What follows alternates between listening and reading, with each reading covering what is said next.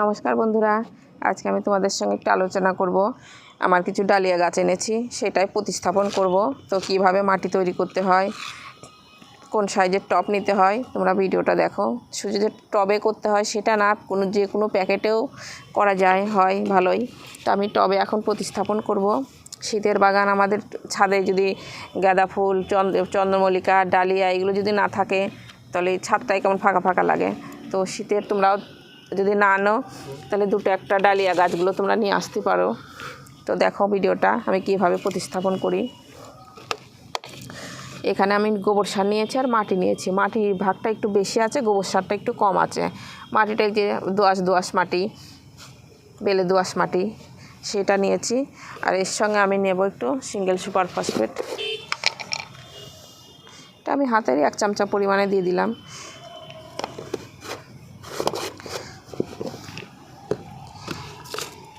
শুধু এইগুলোই নিতে হবে, এর সঙ্গে আর কিছু দিতে হবে না। ঠিক, এই যে এটা তোমরা কী করবা, একটু ভালো করে মিক্স করে নিবা। এই সিঙ্গেল সুপার ফসফেটটা আছে আর মাটি, গোবর সার দিয়ে ভালো করে সুন্দর করে মিক্স করে নিবা। সারটা যেন সব জায়গাতেই যেন সুন্দর করে মিক্সড হয়। অনেকেই কী করে গামলার মধ্যে মিশায়, কিন্তু গামলার মধ্যে মিশালে কি হয় দেখেছি আমি, খুব একটা ভালো মেশানো হয় না। তোমরা মাটিটা একটু মিক্স করে নিও। ব্যাস, সুন্দর করে মাটিটা মিক্স করা হয়ে গেল। এর সঙ্গে একটু নিমখোল দিলেও হয়তো, তো সেটা না দিলেও হবে, কোন ব্যাপার না।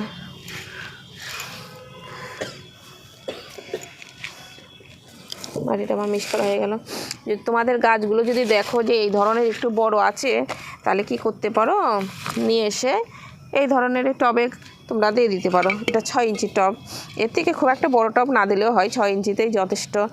আর যদি দেখো যে ছোট ছোট চারাগুলো এনেছো, এইটা কিন্তু আমার একেবারে ছোট্ট প্যাকেটে করা ছিল, এইটুকুনো প্যাকেটে করা ছিল। তো সেই গাছটা নিয়ে আমি কি করছি, আমার টবটাও কম আছে, বড় প্যাকেটটাও কম আছে, তার জন্যে আমি এই ধরনের প্যাকেটে করে একটু বসিয়ে রেখেছি। বেশ 10-12 দিন যদি আমি বসিয়ে রাখতে পারি, তাহলে এই গাছগুলো আমার এই ধরনের বড় বড় হয়ে যাবে। তার জন্য একটু বসিয়ে রেখেছি। আর এই গাছগুলো একটু বড়ই কিনে এনেছি, তো এটা দেখছি বেশ ভালোই বড় গাছগুলো। এইগুলো নিয়ে আমি এখন টবে বসাবো। এটা প্যাকেটটা কেটে তুললেও হয়।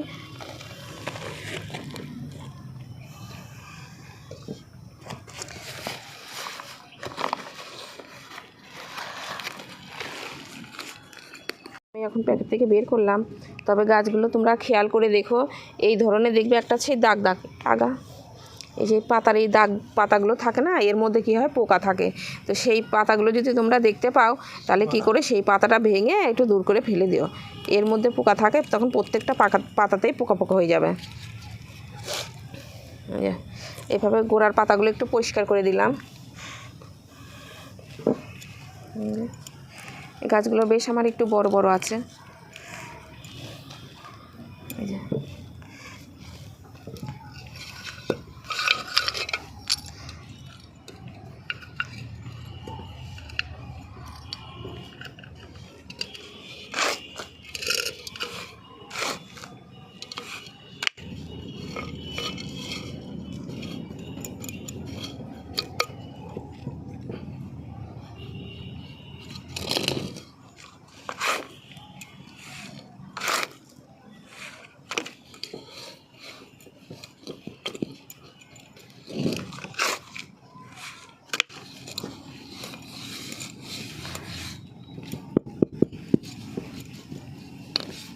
গাছটা আমরা একটা প্রতিস্থাপন হয়ে গেল।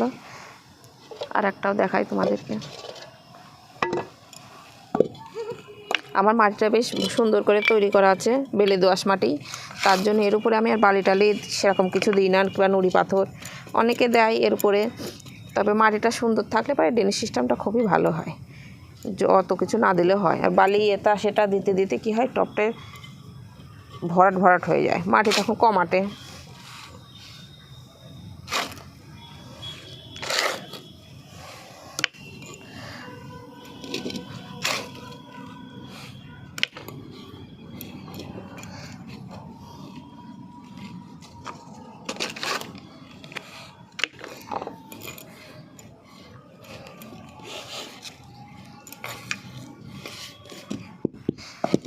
এই দুটো গাছের আমার প্রতিস্থাপন করা হয়ে গেল।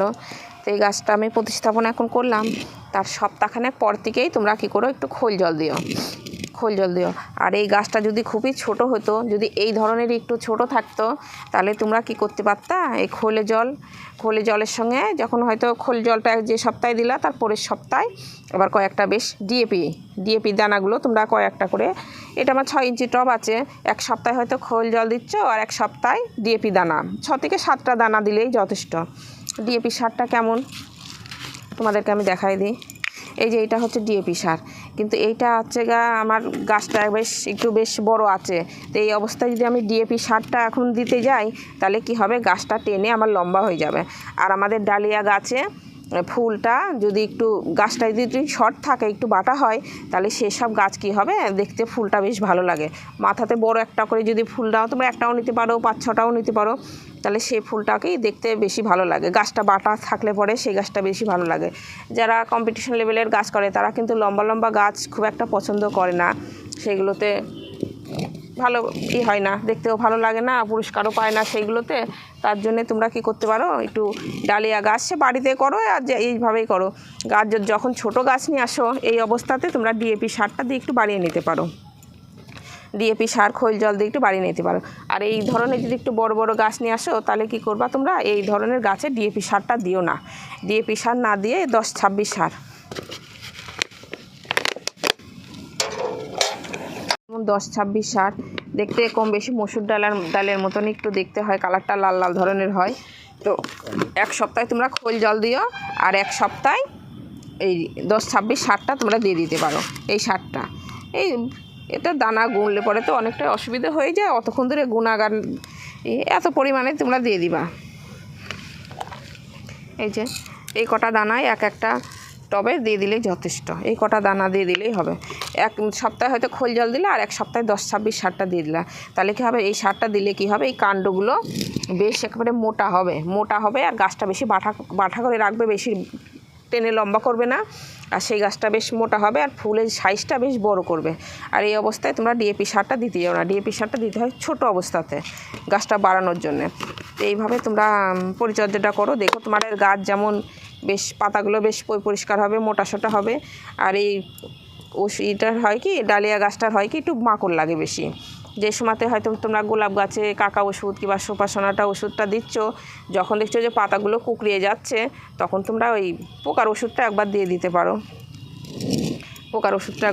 পারো, তাহলে কি তোমাদের পাতা বেশ সুন্দর থাকলে পরে গাছও ভালো হবে।